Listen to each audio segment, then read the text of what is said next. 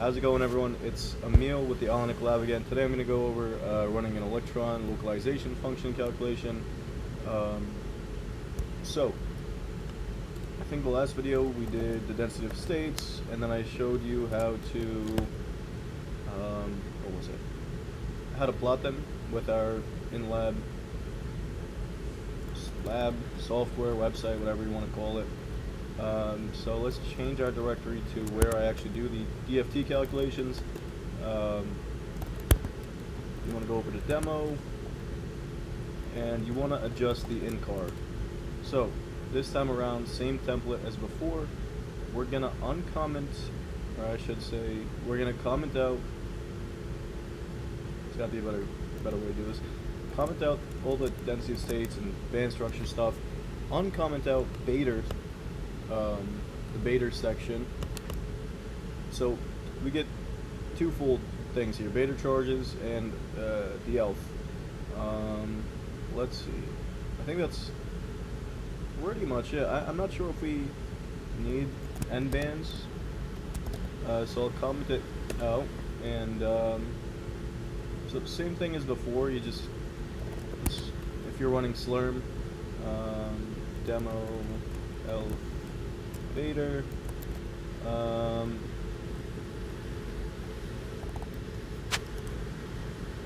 just leave this the same because why not? No. S batch job, and that's the only thing we adjust. We adjust the ELFCAR and nothing else. Run S batch job till F out, and we can watch the convergence. And I reverted the K points over to the simpler, not as tight mesh that we went through in the last video with the density of states, because there wasn't really a difference going between the two. Probably more complex structures or more complex electronic structures that, you know, it'll be worth it to quote unquote tighten the mesh. But like I said, I didn't see it yesterday. So we'll just, or I should say in the last video, because I'm not sure when I'll upload this. And yeah, and we'll go from there. Alright, so we see the too few bands. Notice again, in the future, what I'd do is I would just rerun the ground structure calculation with the suggested N bands, which was 75. So we will miss a little bit of data here. For some reason, like with the given formula on the VASP website, the N band just isn't, I never get the right number of N bands, which I include in the first video of the series with the structure optimization. So I think when I ran the density of states, it said N bands has to be at least 72. I'm not sure. That's the only suggestion I could give to that. So, a couple things to point out. I think you can only do this after doing a density of states, or something else where you have the charge car. I'm not 100% on that either. I just do this all in this particular order. I guess from here, you can see we have these three files. Now, I'll do the Bader charges first because this is pretty simple. From here you run the following, and then after this combines the core and the valence electrons. After this you run the following. I have all these on my website where I run through it just like this, and then you have a couple of things. So you have acf.dat, and that's what we're going to look at to look at the charges. And this will give you what the actual charges are supposed to be. And so I'll export the acf.dat to my local machine. How do I do that? I should say give me 1 second. So let me go to my little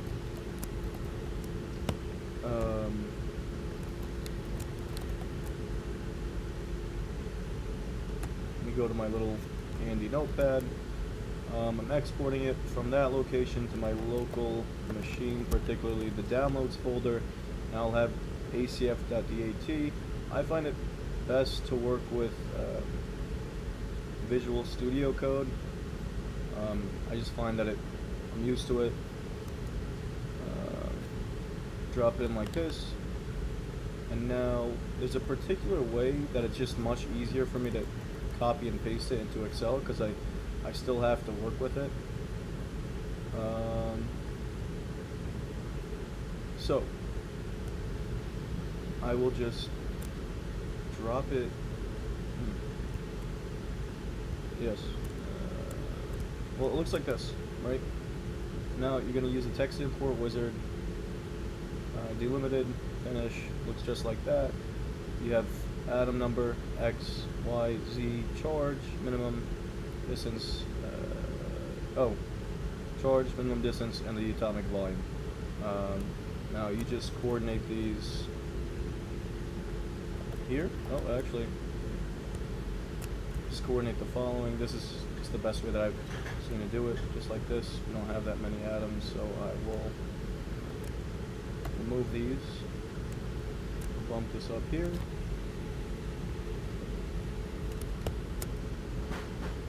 Okay. This helps me keep track of everything. 66, 66, 0, 0. Alright, so this is what I'm working with now. File will be CeCoAl₄, 12 atoms, right? You want to know which atoms are which. Let's look at the VASP. 8 aluminum atoms.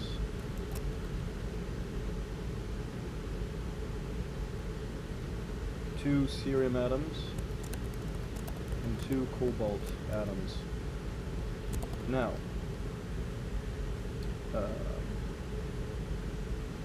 when you do grep zval LaCoAl₄-type, right, we have 3, 12, and 9.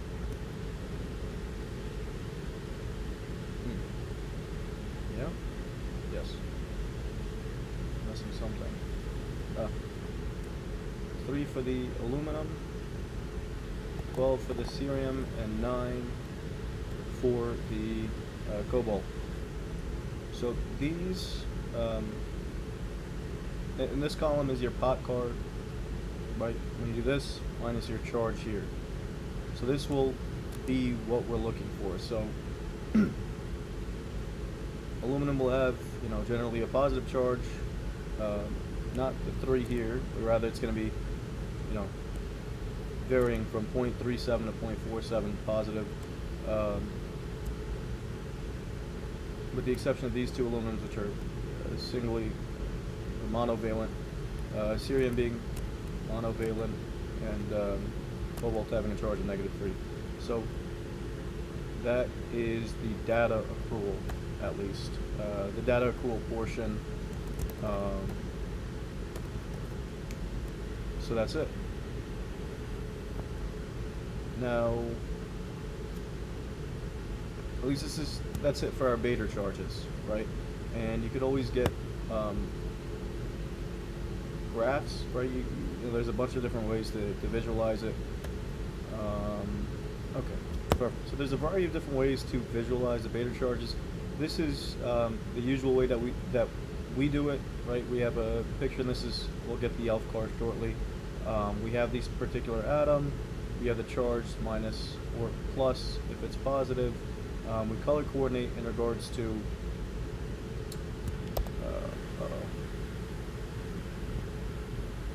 we color coordinate in regards to which atom it is, and we have it set from 0 to 1. So the beta charges are here, and we usually combine it with the ELFCAR, and I'll go through that in the next clip.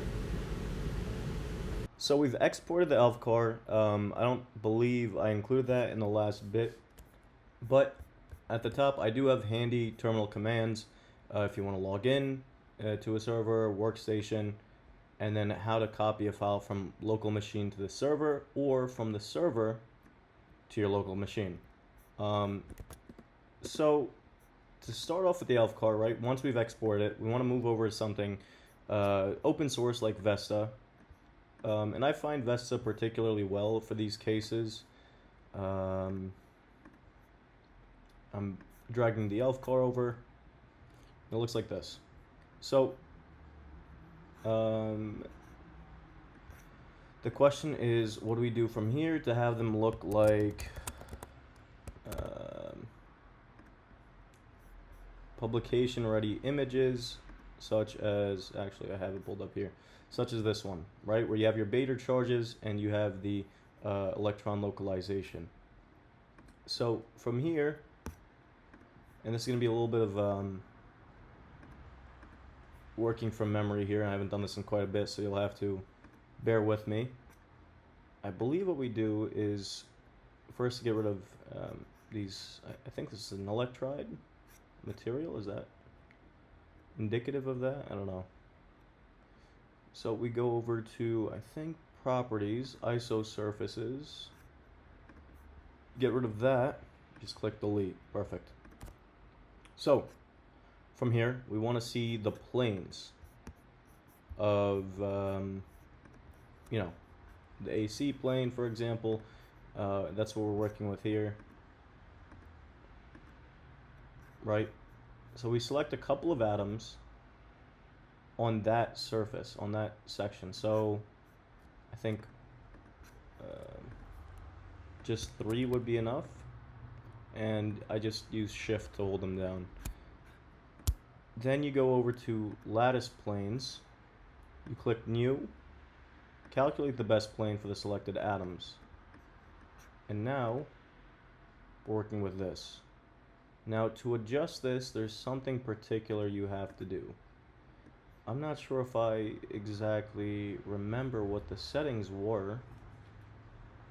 Let's head back here. Properties, sections.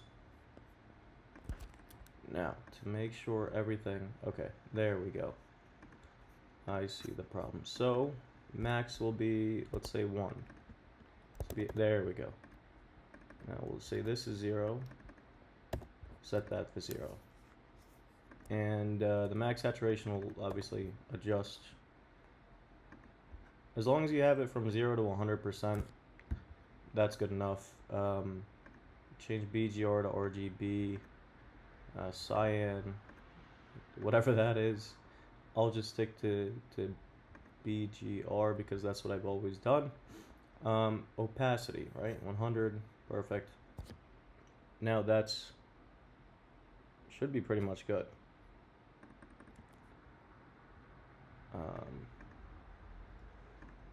Yeah, so that's it. That is how, and I'll save this as the default, so in the future I don't run into that problem again. So it looks like generally electron poor system, is that what? Well, it's very low for the most part. You're gonna have these, the main electron density will be hovered around these cerium atoms, which makes sense. So that's it. Now let's say you wanna, you know, grab a picture, right? You zoom in, make sure nothing's selected, deselect everything, just like this. Now you go over to File, Export Raster Image, set it as a PNG, and I like to save the plane that it's under, and we're under the AC plane, right? Scale it up a little bit. You could set the background transparent or not, it's up to you. File has been saved successfully, and so we're working with something like this. So now you can tell there's a little bit of issues when you export it. I'm not sure. I do want to know if it's just because it's a transparent PNG or what. That it sort of dims the color a little bit. Yeah. So when you save it as a transparent PNG, it's gonna dim the color. So to avoid that, you could just use this, but keep in mind, if you work with a graph or something, just make sure the background is white as well. Otherwise, it'll look funky, not as aesthetically pleasing. and so have you. So keep that in mind. I guess the standard should be to just save it as a non-transparent image.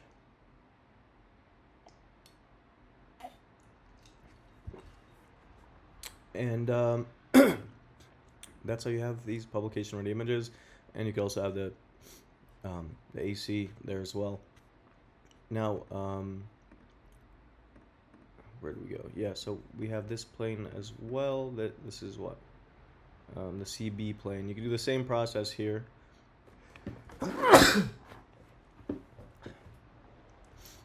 Now, if you want to get rid of the planes, head back over to Edit, Lattice Planes, and you can delete the both of them. Delete, delete. And let's say we want a new plane sort of in the intersection of the atom, right? So you'd select something like this, this one here, and I guess this one there, and that should give us a diagonal sort of cutout. Lattice planes, new, best plane, there we go. So it's a little bit of trigonometry involved, I think, I hope, and that's how we see different varieties. So yeah, that'll pretty much be it, I think. And you can always change the colors of the atoms. Am I missing anything? No, so that's pretty much it. And then you export it, and like I said, keep you could start laying out the beta charges. So, you know, if I was working with excuse me, if I was working with this, I'd open up the beta charges that we were working on yesterday. Let's see. Right. I'd open up Illustrator. I guess I'll demo how to actually do this. It's really not that difficult by any means. It's very simple. You could probably do this. You could definitely do this on slides or you know, whatever editor you'd like to use.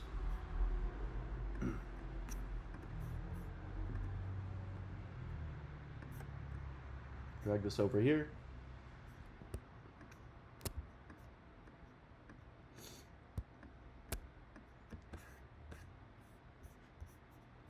So, let's say you want to model this, right? Let's clear out our screen a little bit. We've situated that. Now, we want to know which atom is what. Right, we have these charges here. So let's start working on the aluminums. First, we have to know, you know, what is in our original picture. So it's exactly like this. We have aluminum 7, 7, 7, 7, 7, 7. No, 8, 8. Okay, 7, 8, 7, 7, 8, 7. And we're working with just this plane. So if it's, you know, some people find it easier, okay, let me just remove these. Right? Makes it easier for the viewer to look at. And then you could export it, put it back here. Whatever you want to do, it's your call. Aluminum 7, 8, and 7. Right? And because we wrote them in yesterday, it'll be 105, right?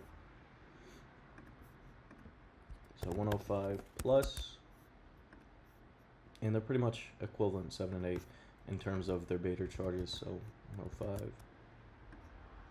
All you need is 1 for each one to signify they're different, right?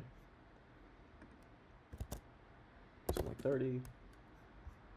You want to make sure they're color coordinated as well to the atoms.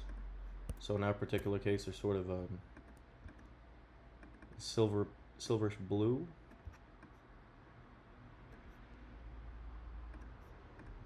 Right?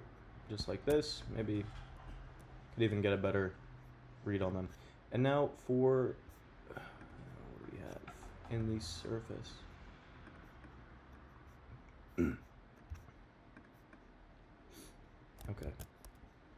You also have these.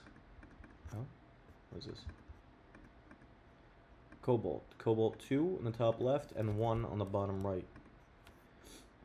Cobalt 2 and Cobalt 1 will both have the same charges of 337. So 3.37 minus. We'll have 2 of them. Change the color to a darker blue.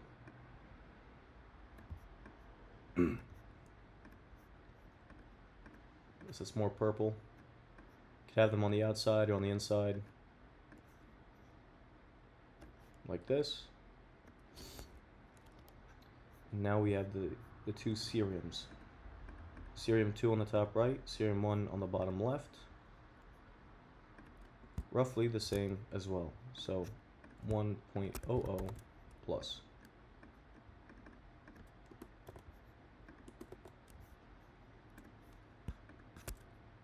Change the color to a ghastly lime green. Have this one on the bottom. Have this one on the top. We sort of keep them tight knit. You could always, you know, if you're really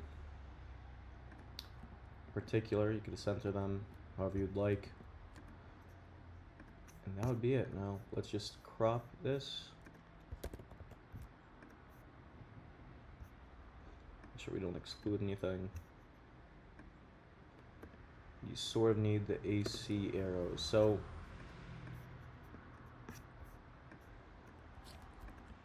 let's see. I like to reuse very frequently.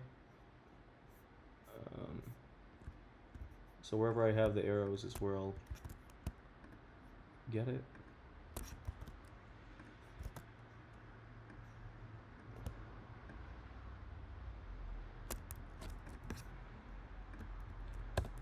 Do need an AC.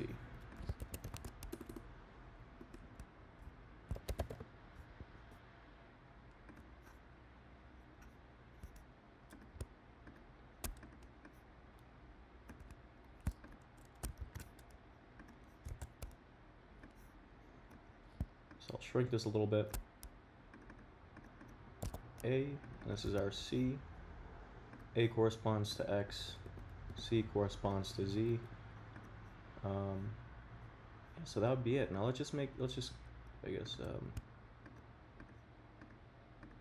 blind this out a little bit. Looks awkward.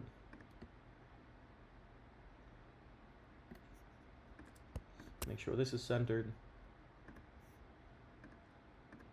This is on the outmost edge. This is on the lowermost edge.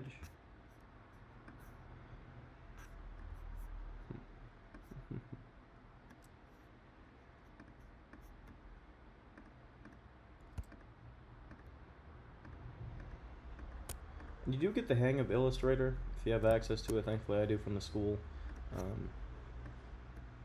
from my institution I should say. I'll group these. That means I could drag them as one unit, and the same for here, and then I'll center these down the middle. Well, I guess that doesn't really work well. Something like this. I'll have this somewhere around here, and that's it. Demo elf. Export this as a PNG.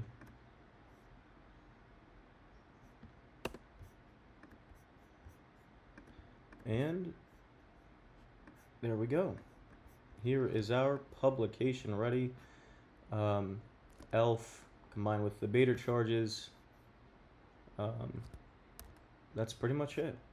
So it is a little bit of more of the post-processing that we have to deal with here, but you know, once you get the hang of it, it gets really quick, and you're able to really visualize as well as explain your results to other people, publications, and you know, the best part, most part, it's pretty much free. Any comments, feel free to shoot them in the comments, comment section below. Reach out, email. We're always open for new ideas, and I'll continue the series with CoHP and CoOP next. So that'll entail installing Lobster, and we'll go over band structure as well and some other things. So thanks for watching as usual. Have a good rest of your day.